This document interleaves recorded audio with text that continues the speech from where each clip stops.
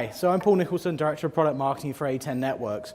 And today I'm going to go over the IPv6 migration solutions that we offer, and then also talk a little bit about IPv4 preservation with LSN as well. And just to make it a little bit different, I'm also going to cover some of the observations we've seen with customers who are using our solutions and which of the technologies are used more frequently or being looked at more frequently. Because this year we actually had a very good test bed to be able to review how some of the solutions functioned in a real-world environment. As you guys are familiar with, back in June there was World IPv6 Day. So we gathered a lot of information at the same time from multiple customers worldwide. So I'm just going to review that as well as we go through. Yeah, actually that would help if the slides came up, right? Yes.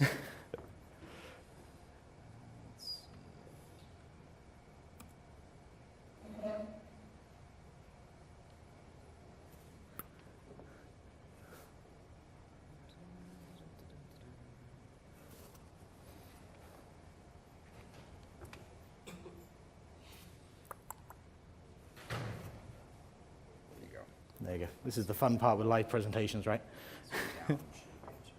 Okay. All right. So first of all, just a little overview of A10 Networks. We were founded in 2004 by Lee Chen, who is one of the founders of Foundry Networks, and before that, Centillion Networks. And our flagship product is the XSeries, which is primarily an application delivery controller, but also is an IPv6 migration box as well. Right now, we've got around 325 employees. We're primarily based here in San Jose, where over half our employees are right now. Okay. And with our customers, we've got around 1,000 customers right now and around 6,000 units deployed. So even though we are still a startup, we're a late stage startup as well, with lots of successful implementations around the world. And for the various IPv6 solutions, we have customers in deployment or in quite large trials already. So basically, the way we look at the market, we break it into three different segments. Some of these are more related to IPv6 than the others. The first one is the application delivery controller market, which is more focused at the enterprise level. And this covers a couple of features which are more suited for websites and getting those deployed on IPv4 or on IPv6. The second area, which is very relevant for this forum, is the IPv6 migration technologies. And with those particular features, even though we have it as IPv6 migration, a lot of it is for service provider IPv6 migration and IPv6 readiness. And there's multiple different methods we can do to do that, and we support multiple different high-level ways of doing that, whether it's dual stack, encapsulation, or translation. Now, the third area, which I'm not really going to go into here, is cloud computing and virtualization.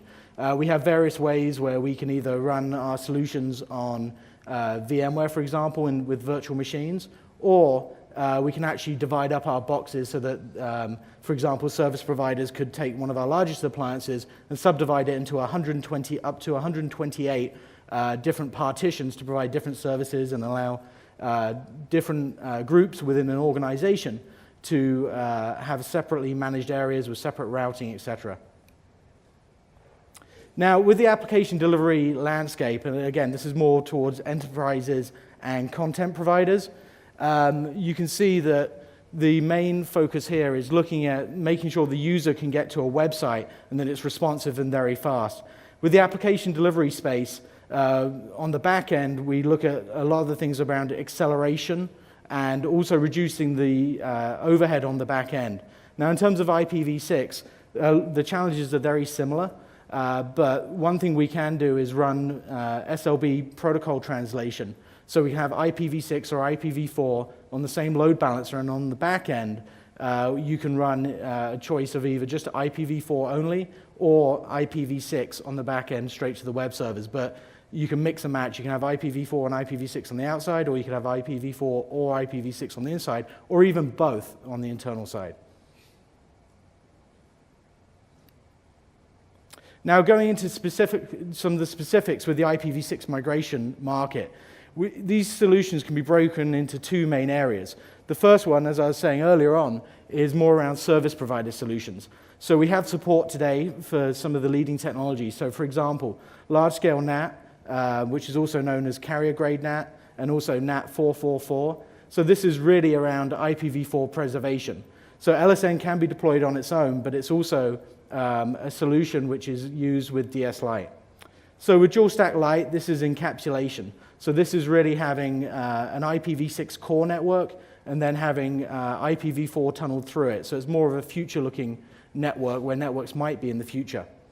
Then we've recently announced support for 6RD. So this is if you have a 6RD capable CPE, you can allow the IPv6 traffic to be passed via that CPE to a centralized box like the XSeries, and then we can then route it to the IPv6 network and then provide that connection to the back-end user.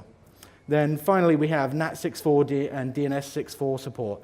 And with this, we do this in two different ways. So first of all, with NAT 6.4, this is actually doing that, allowing the IPv6 user to connect to our box and then retrieve content from IPv4, convert it back to IPv6, and then send it to the user. Obviously, to be able to do this effectively, you need to actually be able to resolve the quad A record and then convert that to a standard A record so that you can get to the website. The website can then go back to the DNS 6.4 gateway and send it back. So we can do this in two different ways. We have support on our own box for DNS 6.4, so for all the standard record types. Or if you want to use a full-blown DNS server, you can use a solution from one of our partners. For example, Andy from Infoblox was talking before myself. So we're compatible with Infoblox, and we've done some extensive testing with them.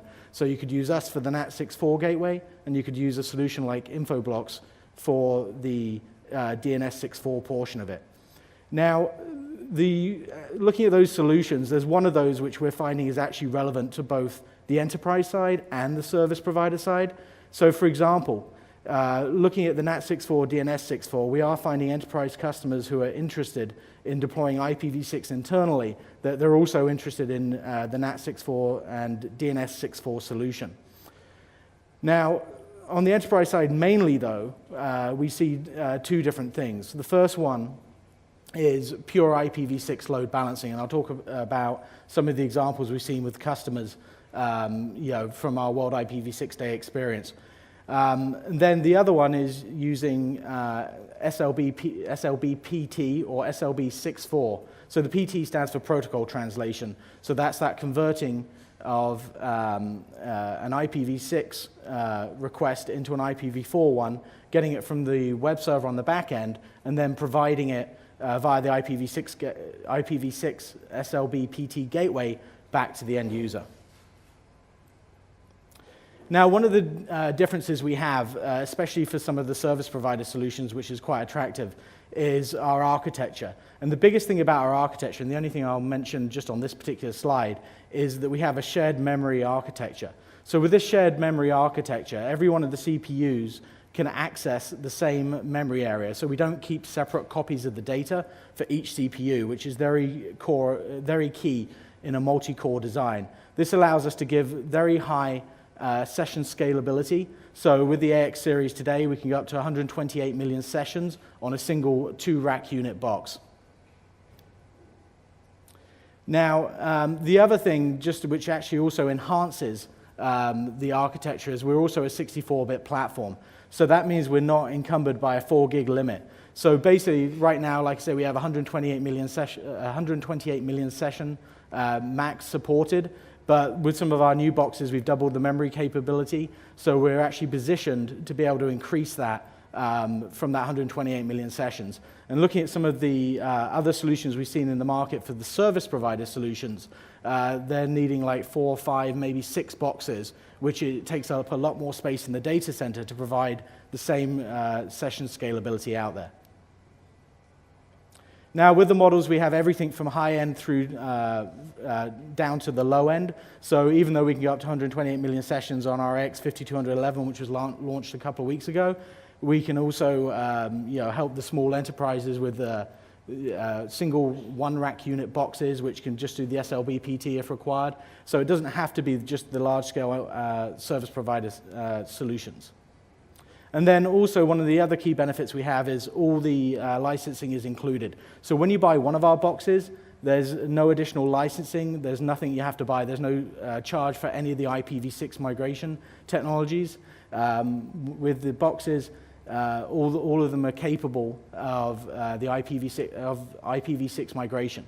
So it just depends which one you want to, which one would best fit your environment.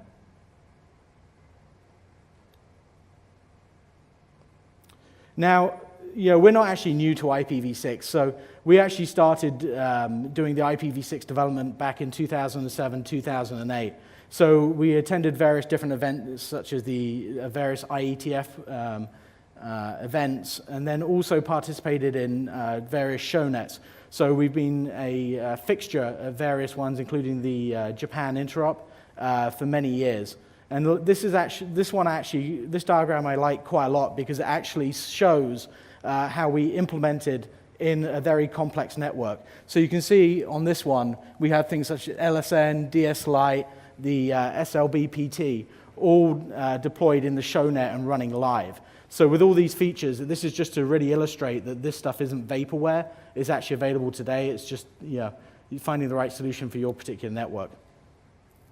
Now, I've got a couple of slides just talking in general about IPv6. So most of you guys know the benefits of IPv6 because I think you probably wouldn't be here if you weren't. But a couple of little things we're going to point out. For example, one of the statistics we have is in Q1 of this year, looking at AT&T, they actually added 1.6 million non-phone devices to their network. So even though with A10 we are focused on the web application delivery side and we have the IPv6 migration, we're seeing that it's not just the web servers. There's an increased demand for address space worldwide, and it's increasing with all the different devices which are out there. And this is a slide we prepared a while ago, but we actually just updated it.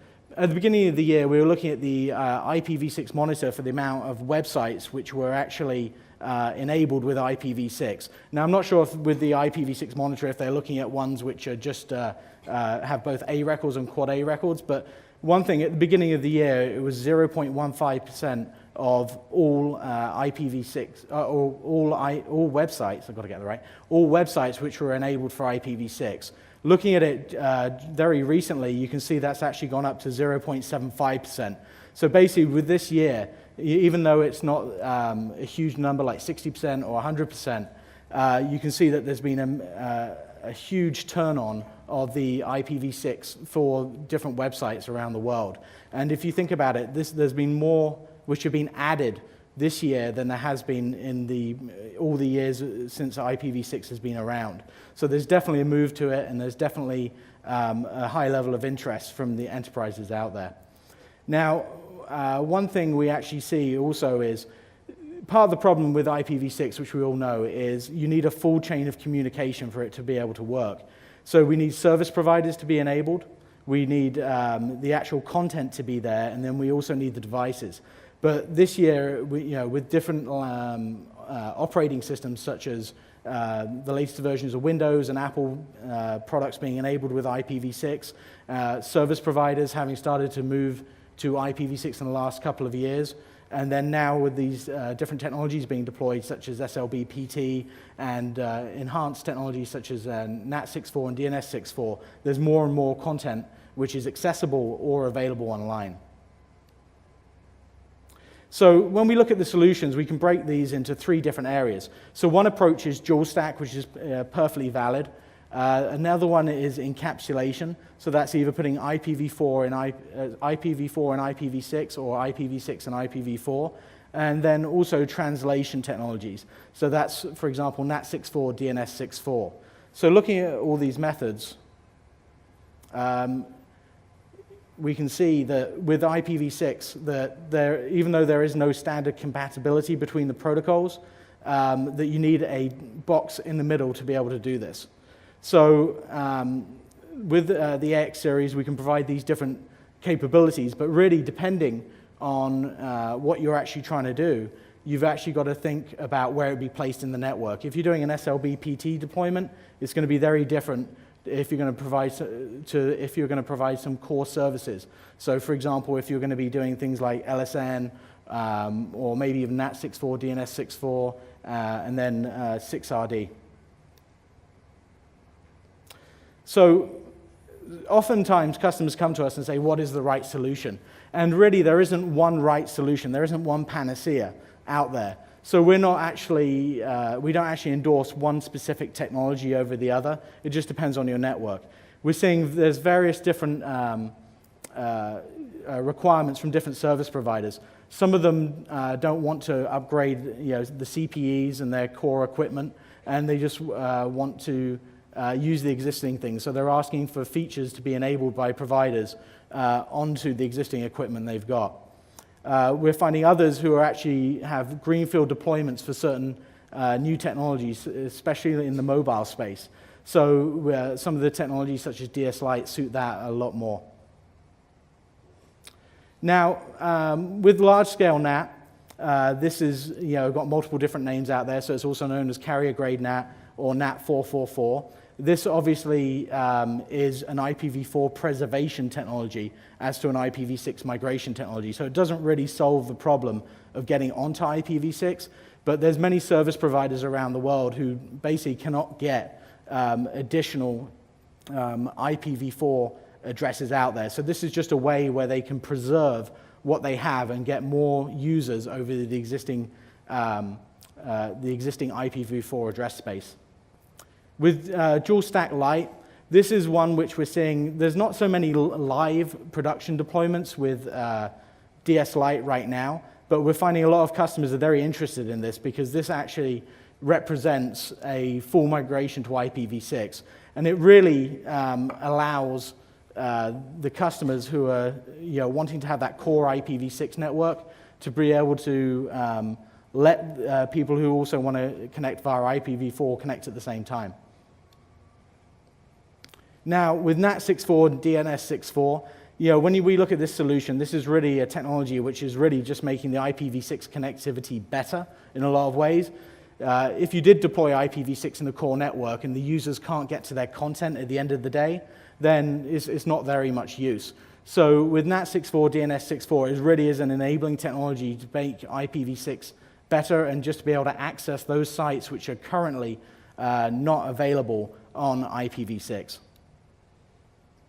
And then we also have 6RD. Now with 6RD, this is an interesting one because it's really to provide IPv6 access to your users. It doesn't actually help with the IPv4 exhaustion problem itself because you still need the standard IPv4 network, but it's tunneling that IPv6 within that IPv4 network. So it's definitely a quick fix to be able to provide those IPv6 services to the networks today.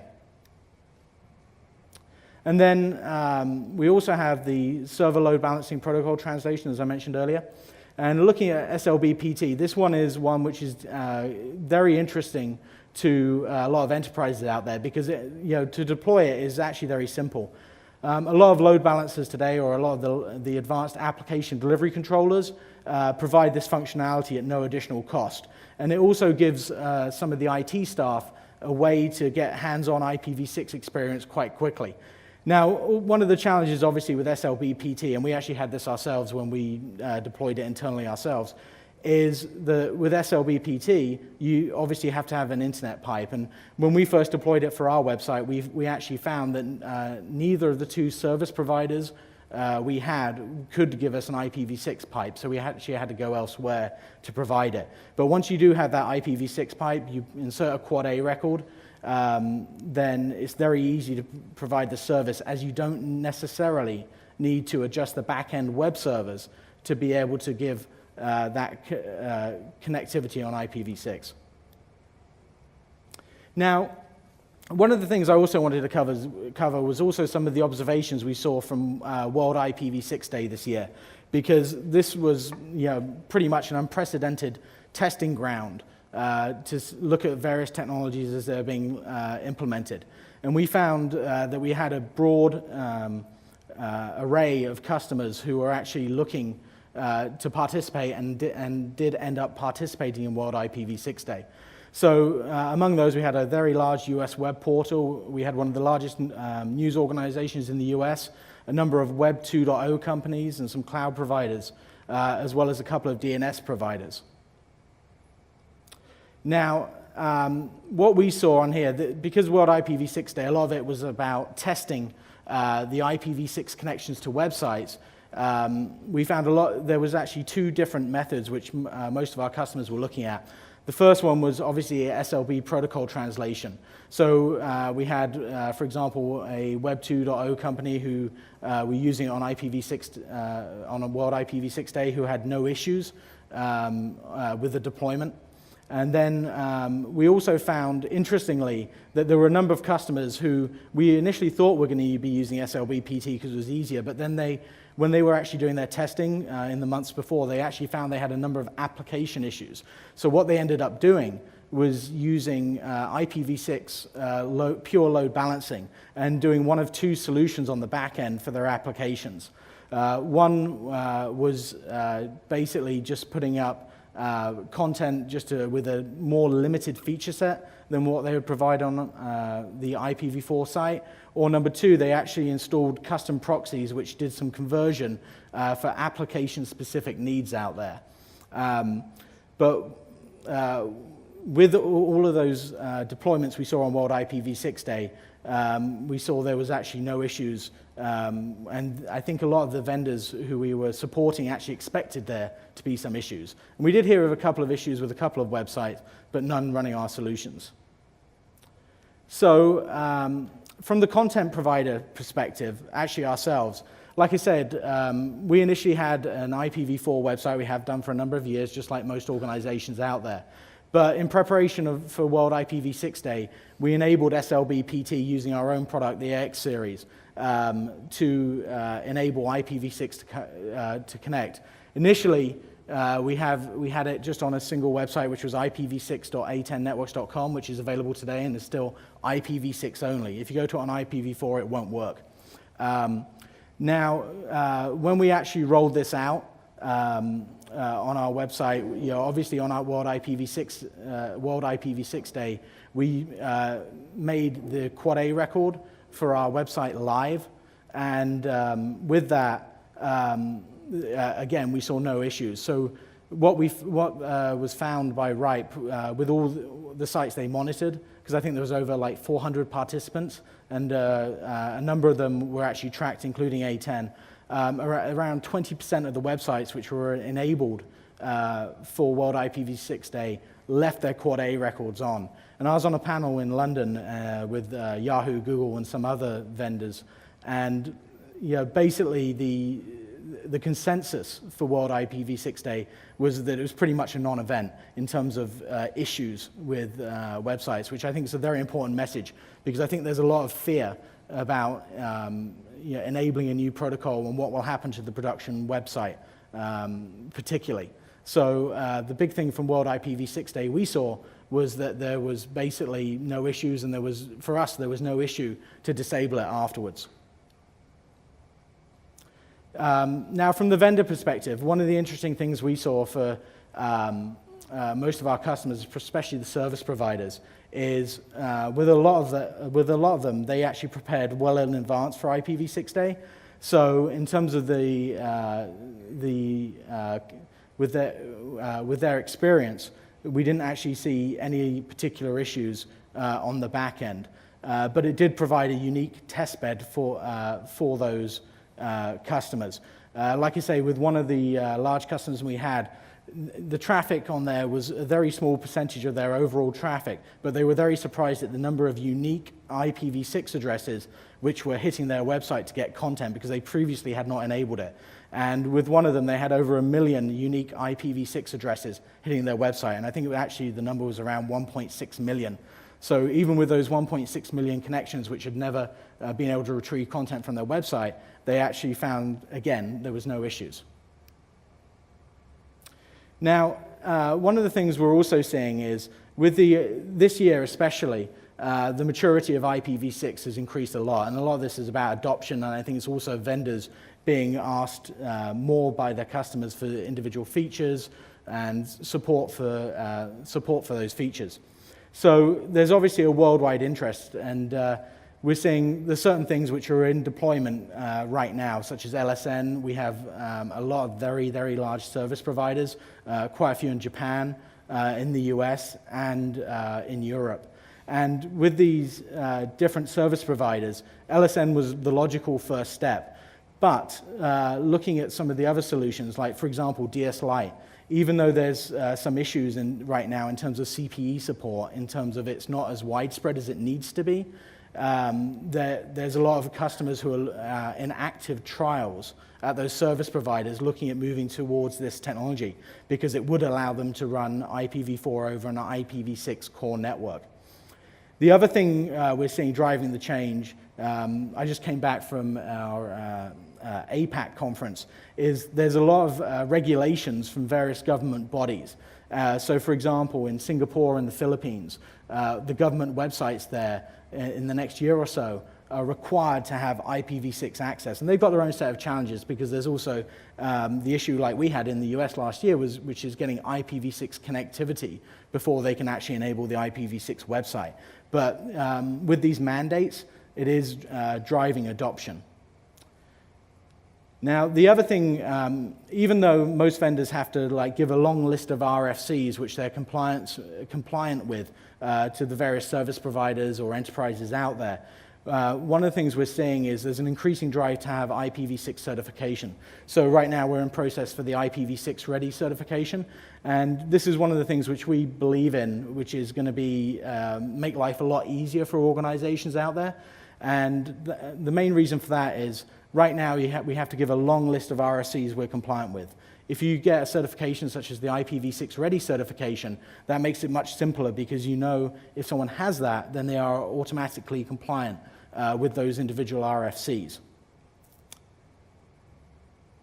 Now, the last thing we've seen also as a trend for IPv6 is within RFPs, almost every RFP right now is asking about IPv6 capabilities in there. A couple of years ago, this wasn't the case. So with that definitely is making not just A10, but all the other vendors more aware of the IPv6 needs. So just in summary, I'm just going to wrap up now because I think I'm almost at my time. With the IPv6 migration technologies we provide, one of the biggest advantages is our range of features. Right now we have support for all those technologies I mentioned, but we're also looking at additional methods to support for IPv6 migration. So a lot of our roadmap is actually customer driven. So as well as the additional methods for migration, there's two other areas we're looking for. One, which I'm not sure which has been mentioned very much, is also logging. So we're seeing a lot of service providers are increasingly grappling with the need to log the data, especially when there's a need to track both an IPv4 and an IPv6 address. And obviously the IPv6 addresses, there's more data to track than IPv4. So on that logging side, there's just that core logging, but there's also issues with lawful intercept, which we're exploring with various customers. Now, with the performance, like I said, right now with the AX5200, we can do 128 million sessions. One of the things we're continually doing, and we will continue to do, is actually increase that session count on individual boxes. So an all-in one rack unit or two rack unit form factors, so it doesn't take up a whole lot of space in the data center, and also delivers a greener solution overall. And this obviously will contribute to a price performance advantage, which a lot of the service providers find quite attractive in our platform. So with that, I'll just wrap up. So like I say, we have solutions for both the enterprise side, whether it's the SLBPT, or if it's a service provider type solution, where they're looking to encapsulate either IPv4 or IPv6 over a different core network. And then if we want to make IPv6 better, we also have the NAT 6.4 and DNS 6.4 solutions. So with that, I think I will wrap up. So thank you, and if you have any questions, just feel free to ask me afterwards. Thank you.